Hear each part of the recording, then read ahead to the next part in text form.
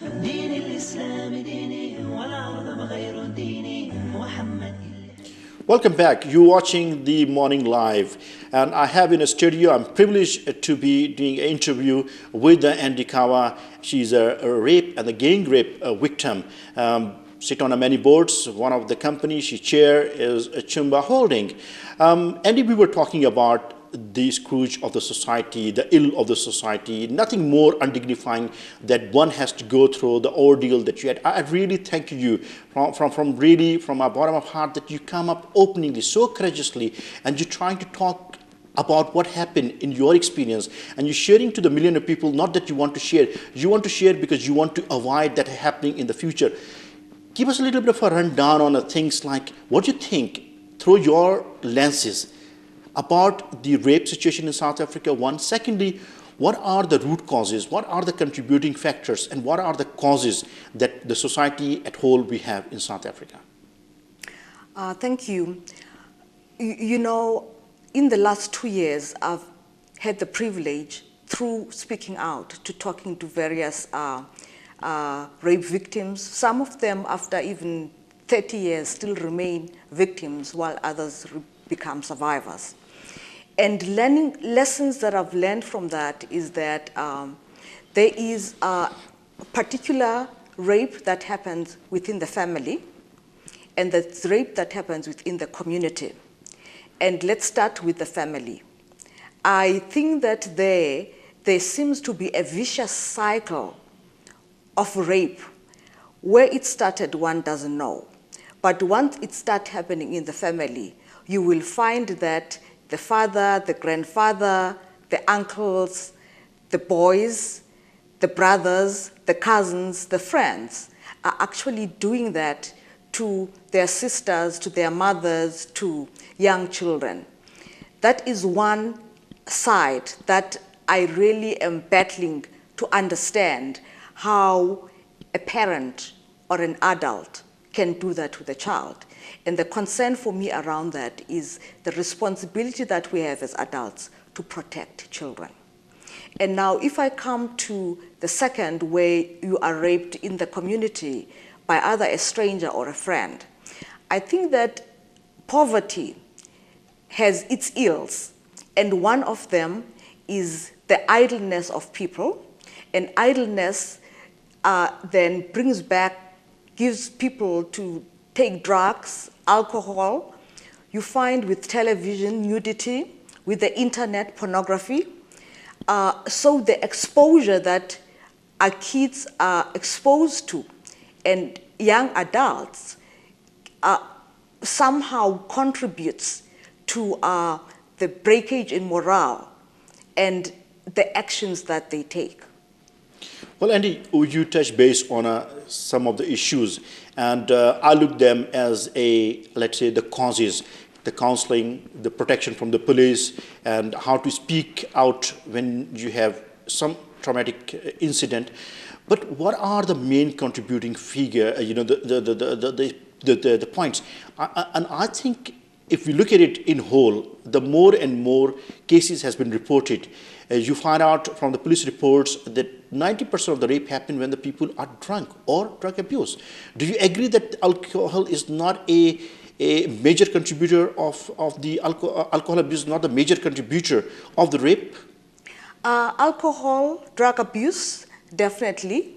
And I think that even unemployment, I think that because all of those ills, unemployment leads to idleness, leads to utilizing drugs. And so I think that alcohol and drug abuse, and currently we are seeing sons abusing their mothers. And most of the cases where that happens, it's when there's been drug usage. And you also have mentioned that the kids, especially the men's, a lot of people, when they look at the rape, they always have a stigma attached. It is happening to the women.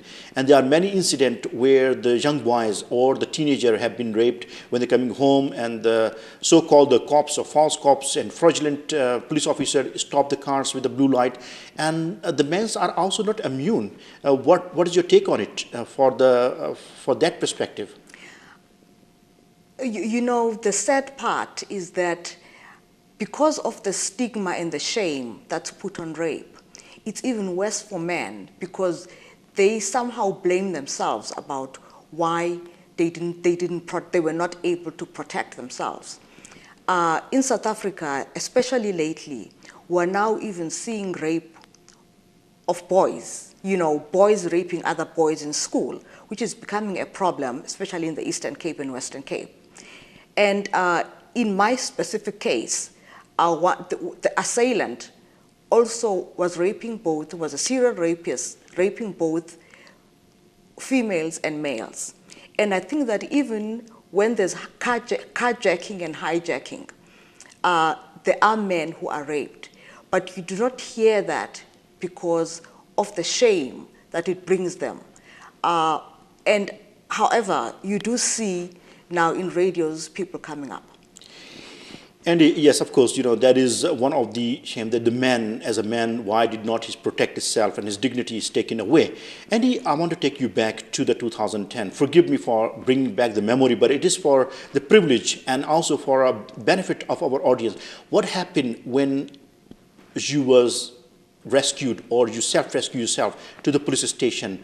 I remember that you did mention that you asked one of your Muslim friends. I want you to tell the viewer what happened and what was the repercussion after that. There was some disappointment for me. I think that from the time, I think that the morning I was in the bush, I had expected that because there was an awareness. I think that the police were aware that I'd been missing. They'd been looking for me in the evening. I expected that they'd be looking for me. They'll be combing the beach. That didn't happen. And I called the police station with the person who found me. 40 minutes later, they hadn't arrived where to go to the police station. And the bungle just happened. The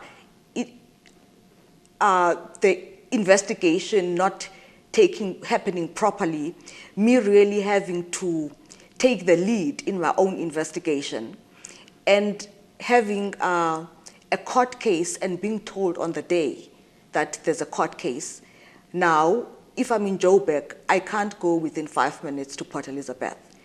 And 2 weeks later, I hear that my case has been withdrawn. And I think that that is the plight of many victims, because the cases are not investigated properly, because the victims are not given the respect and the dignity that they deserve after, in terms of just communication. You're not even subpoenaed properly. So your case is actually heard without you being there. And most times, the cases get thrown out of court. And that is the main concern I have, because then it means that the rapists have impunity. That's very sad, Andy. And do you think that the police is not well trained, first of all, to dealing with such a traumatic situation? The woman has been just undignified. And also the NPA and the police, the prosecutors are not geared, or our legal system is failing the rape victim. Do you think so? We've got all the laws in the world. We've got the constitution that talks about the right to safety and security, the right to human dignity, the protection of the child, the right to justice. We've got laws that have to deal with children and women in terms of how they need to be treated. But the reality on the ground is that there's no passion there.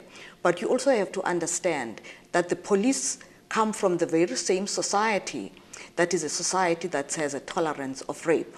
So I wonder how they will be interested in investigating rape cases if they are part of the society. Very interesting point you have just raised about the tolerance in our society about the rape. The policemen, those are coming from the same culture, same background, why they do not have the empathy. We'll be covering these things after the break. Do not go away, please.